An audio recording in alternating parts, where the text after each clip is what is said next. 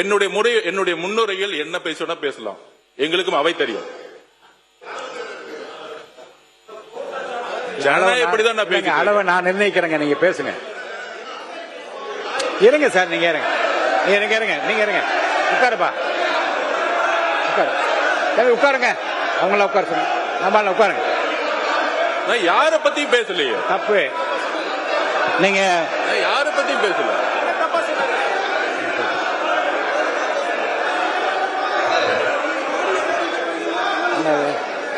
மாண்பு பேரவைத் தலைவர்களே,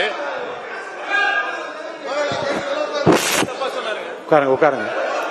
நீங்க எல்லாம் உட்காருங்க. இந்த பக்கம் எல்லாம் உட்காருங்க. உட்கார சொல்லுங்க. எல்லாம் உட்காருங்க.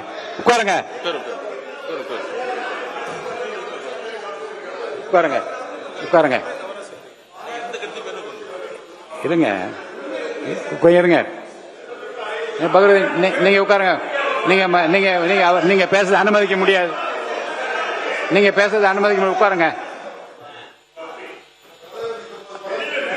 இருங்க. நீ பேசக்கூடாது. அப்படி பேசக்கூடாது. இருங்க. அதாவது இருங்க. கொஞ்சம் கவனிங்க. மாநில உறுப்பினர் கோஆரி அப்படிலாம் கை நீட்டெல்லாம் பேசாதீங்க.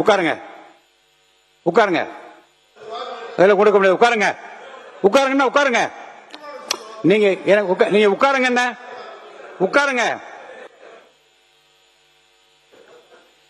அது முன்னுரையாக இல்ல. இருங்க சார். நான் என்ன பேசும்போது பேசாதீங்க. குறுக்க பேசாதீங்க. பொதுவாக மானிய கோரிக்கை வருகிற போது முன்னுரையாக ஏதாவது தெரிவிக்க விரும்பினால் தெரிவிக்கலாம் என்கிற போது தலைவரை வாழ்த்தியும் அந்த பொறுப்பை உணர்ந்தும் வார்த்தைகள் சொல்வது வழக்கம்தான். இப்போது இருக்கிற நிலைமை என்ன என்றால், காலம், உடல்நிலை, முன்னாள் முதலமைச்சர் உடல்நிலை கருதி உங்களுடைய அந்த முன்னுரையை விரைவாக நீங்கள் முடித்துக் கொள்ள வேண்டும். சொல்லிட்டேன்ல, நானே சொல்லிட்டேனே. நான் அதுதான் நான் அதை உறுதியாக சொல்லியிருக்கிறேன். அவங்க முடிப்பாங்க. அமைதியா. என்னுடைய வார்த்தைகள் ஜனநாயக பூர்வமானது. நான் யாரையும் தனிப்பட்ட முறையில் இன்னொரு ரூலும் படிச்சிடறேன் உங்களுக்கு. என்ன, சில உறுப்பினர்கள் விதிப்படி நடக்கிறதா மறுபடியும் என்ன கேட்கக்கூடாது. பேரவையின் விவாதத்திற்கு வரும் எப்பொருள் மீதேனும் நடைபெறும் விவாத உரைகளுக்கான கால வரம்பை பேரவை தலைவர் தான் நிர்ணயிக்கலாம். நான் சொல்றேன், விரைவாக முடித்துக் கொள்ளுங்கள் நான் சொல்லி இருக்கிறேன். முடிப்பாங்க. இப்ப வேண்டாம். எந்த கேள்வி இப்ப அனுமதியில நீங்க பதில் தொடங்க. இந்த வரலாற்று ரீதியான வெற்றிக்கு பிறகு இந்த 100 நாள், இந்த 100 நாளுடைய வெற்றி, முதலில் சமூக நீதி கணக்கெடுப்பு, சாதிவாரி கணக்கெடுப்பு.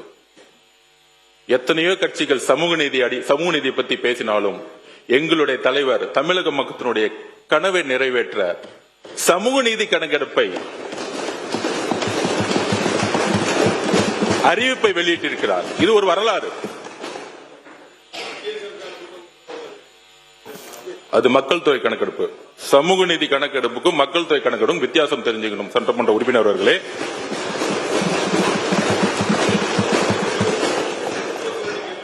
சிறுபான்மையின சமூக நலத்திட்டங்களை அவர்களே செயல்படுத்த அமைச்சரவையில் ஐயுமலுடைய கனவு, 60 வருஷ கனவு, அதை நிறைவேற்றியது எங்களுடைய தலைவர்.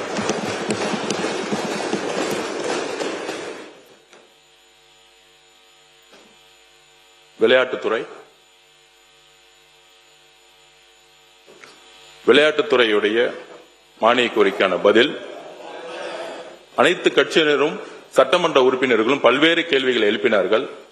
அவையுடைய நேரத்தை கருதி இன்றைக்கே அதற்கான பதில் வந்துவிட்டது. ஒவ்வொருத்தருக்கும் கேள்விக்கான பதிலை அவர்களிடமே நாளைக்கு ஒப்படைப்போம். மானிய கோரிக்கை ஸ்போர்ட்ஸ் டிபார்ட்மெண்ட் பத்தி சில விளக்கங்களை நான் சொல்ல விரும்புறேன். விளையாட்டுதான் என்னுடைய மதம், என்னுடைய மொழி, என்னுடைய சாதி, என்னுடைய குடும்பம். SDAT, sports development authority of Tamil Nadu, புரட்சி தலைவி அம்மா அவர்களுடைய ஸ்கீம்ல திருச்சியிலிருந்து தேர்ந்தெடுக்கப்பட்ட 3 மாணவன்ல ஒரு விளையாட்டு வீரன் நான். நேரு ஸ்டேடியத்தில் ரூம் நம்பர் 50-51 படித்து இந்த மாநிலத்துக்காக விளையாடிய ஒரு நேஷனல் பிளேயர், பாஸ்கெட்பால் பிளேயர்.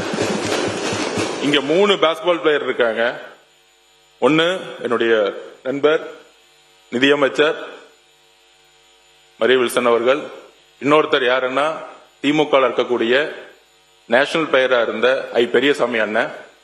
அது நிறைய பேருக்கு தெரியாது, அவர் இல்ல இந்த அவையில. நீங்க ஒரு ஸ்போர்ட்ஸ்மேன், சபாநாயகர் ஒரு ஸ்போர்ட்ஸ்மேன், செஸ் பிளேயர். இங்க இருக்கக்கூடிய பல்வேறு சட்டமன்ற உறுப்பினர்கள் விளையாட்டு உலகத்தில் இருந்து வந்தவர்கள். முதலில் ஒரு விளையாட்டு துறையிலிருந்து, அதுவும் SDAT மாணவனா இருந்து அதே நேரு ஸ்டேடியத்தில் ஒரு விளையாட்டு அமைச்சரா இன்னைக்கு வந்து அமர்ந்த, அதற்கு உதவிய என்னுடைய முதலமைச்சர் அவர்களுக்கு நன்றியை தெரிவித்து, ஸ்போர்ட்ஸ் இந்த 100 வருஷத்துல நம்ம பொருளாதாரத்திலையும் கல்வியிலையும் முன்னேறி இருக்கிறோம். ஆனால் இன்றைக்கு இருக்கக்கூடிய நிலைமை, இந்த 100 வருஷத்துல இதுவரைக்கும் நம்ம ஒலிம்பிக் மெடல் எடுத்ததே கிடையாது. ஏன்னா அதுக்கான திட்டங்கள் இன்டர்நேஷனல் ஸ்டாண்டர்ட் லெவலில் நம்ம இருந்தது கிடையாது. பல்வேறு முயற்சிகளை செய்திருக்கோம்.